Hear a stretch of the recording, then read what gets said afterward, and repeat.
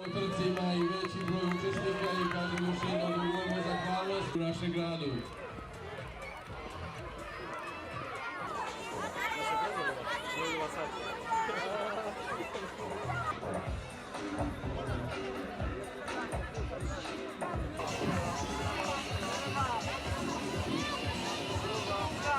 Treća, druga treća.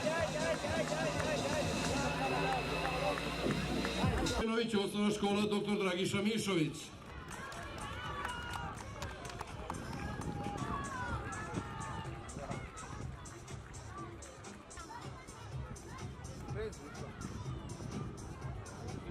Dunja Matejić iz osnovne škole Vuk Karadžić. Čestitamo najboljim takmičarkama na današnji krosu, ali po onom olimpijskom geslu važno je učestvovati. Čestitke zaslužuju i svi koji su se pojavili.